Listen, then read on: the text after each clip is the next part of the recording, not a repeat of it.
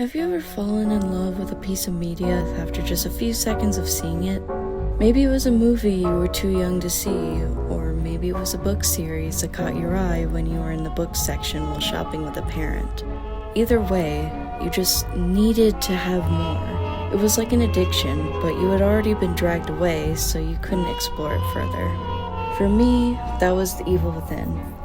I remember I was at a friend's house sometime in October or November of 2014. I had left her room to sneak a peek at what her older brother was playing with one of his friends in the living room. They were both cursing at each other as well as the game due to being stuck on the butcher level. I felt some sort of wave of deja vu when I saw the game. Almost like I'd seen it in a dream, but of course I had never seen something like that before. I was only 9 at the time and had no access to the internet. The game showed a dimly lit room with meat hooks holding corpses to the ceiling and molding walls, a crouching man in a detective uniform, and the first antagonist chopping meat on a table in a much brighter, yet much more disgusting, dingy room. I stared at the TV, being sure to hide behind the wall of the threshold separating my friends' rooms from the main floor of the house. My heart was racing, hoping none of the adults would spot me, or that the boys wouldn't sense that I was there and turn around.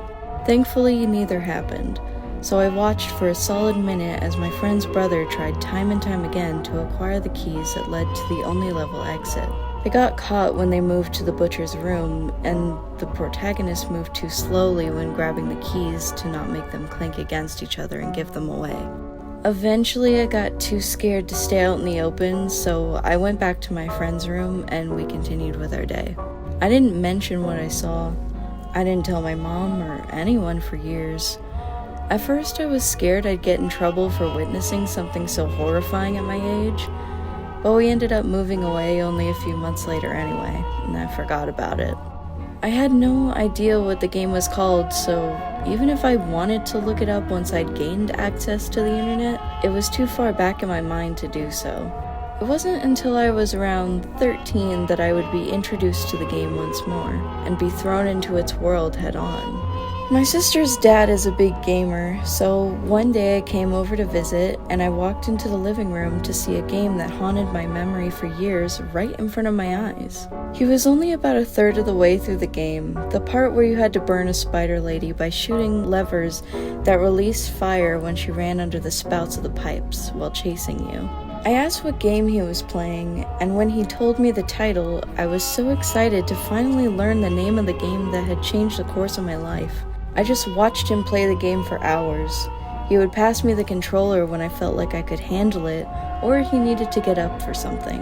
I was terrified, so I ended up dying a lot, but it was such an important moment of my childhood that I was so grateful to him, and still am. It wasn't until I was around 16 that I got into the game fully, and realized there was a small crowd surrounding it. I think Markiplier really drove up the popularity, however, it still kinda remains underground, at least from what I've seen. There's fan art of course, and some playthroughs, and a handful of fanfics on Wattpad and AO3, but I felt like this game never got the recognition it deserved. I can sort of understand why though. Resident Evil was the main game being pushed at the time, sending the evil within into its shadow. It was a mix of horror and action that people craved. Even though I never personally got into it, I did appreciate one of the games. That's a topic for another time though. I'm going to go over the game's plot and my thoughts on it.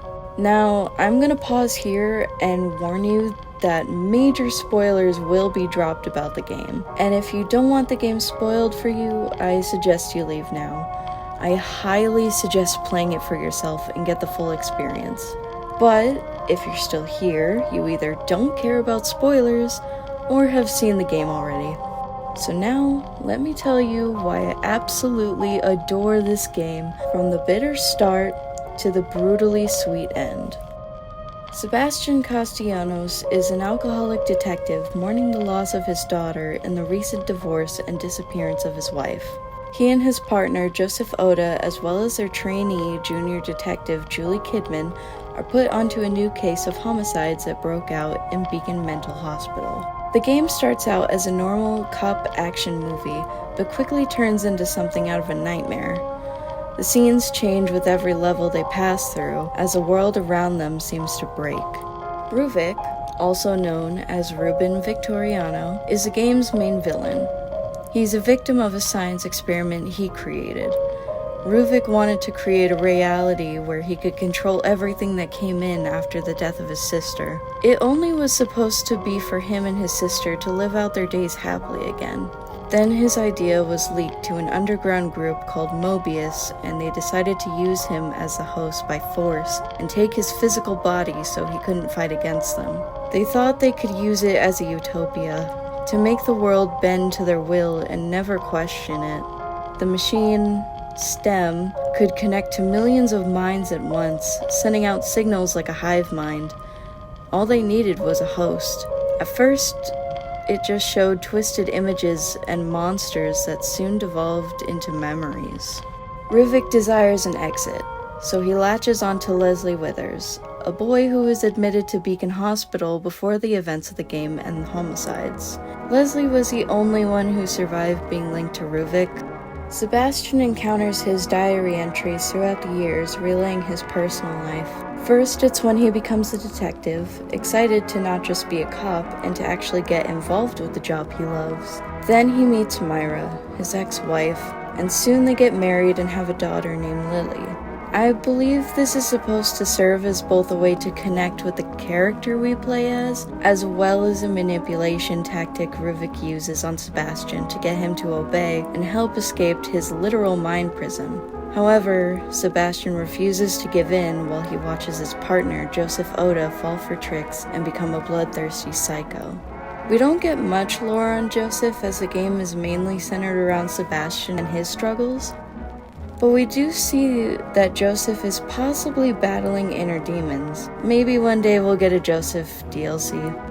It's not until Chapter 9 that we see what happened to Ruvik and his sister Laura. They were playing in their family's barn, and the townspeople decided to burn it down because Ernesto Victoriano, Ruvik and Laura's father, a wealthy man who had no regard for anything but his reputation, had recently purchased farmland that the village people needed for their food supply. The men didn't realize there were kids inside until it was too late. While Ruvik was able to escape with Laura's help, she was not so lucky. She burned alive and became a monster in Ruvik's memories, just as he had felt he became. While this didn't cause Ruvik's psychopathy, it did send him into a downward spiral. He wanted a way to bring his sister back, but never really succeeded.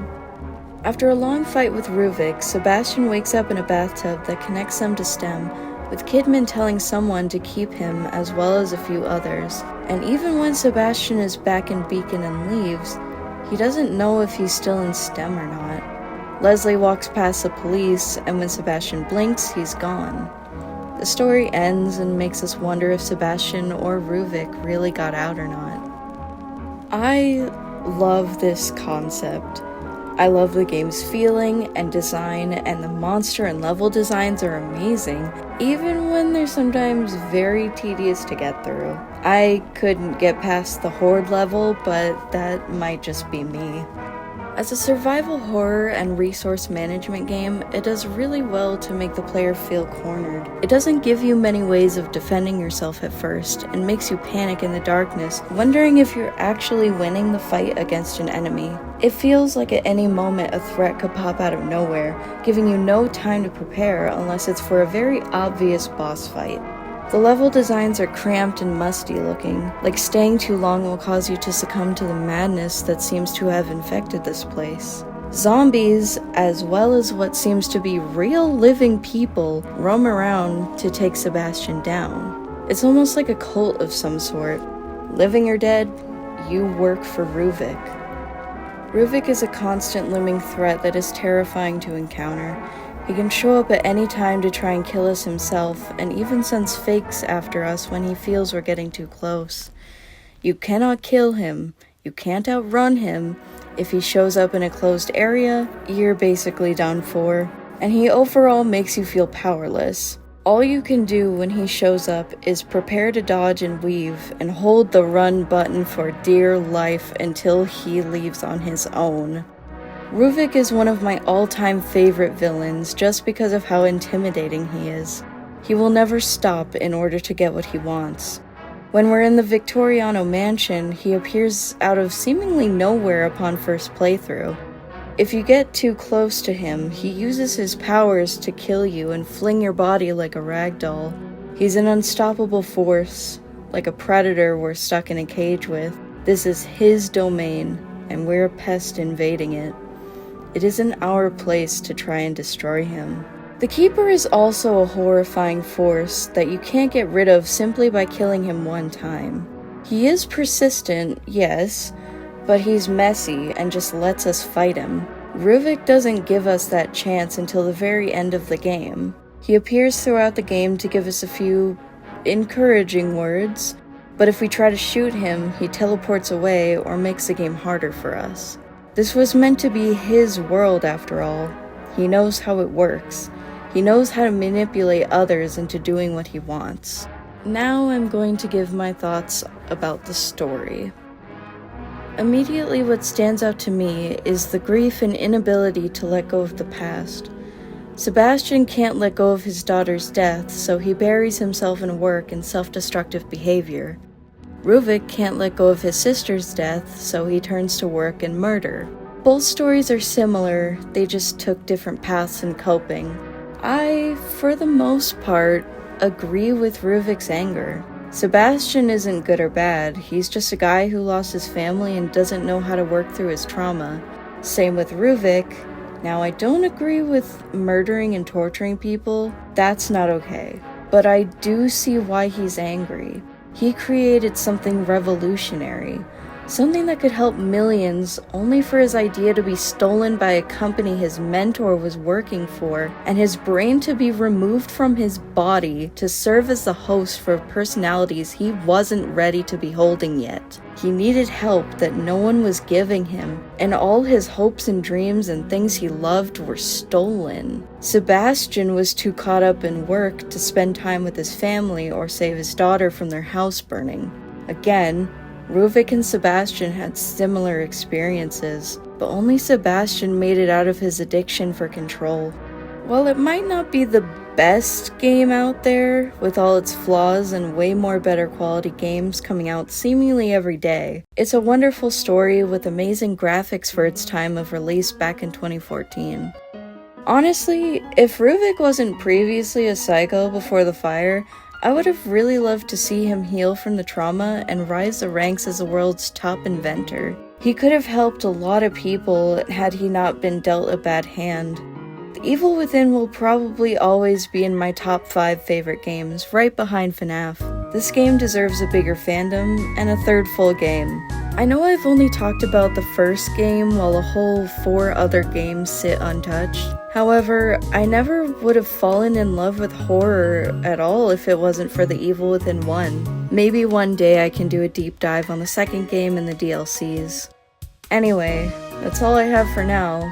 Let me know what else you'd like for me to talk about or do in the future. See ya!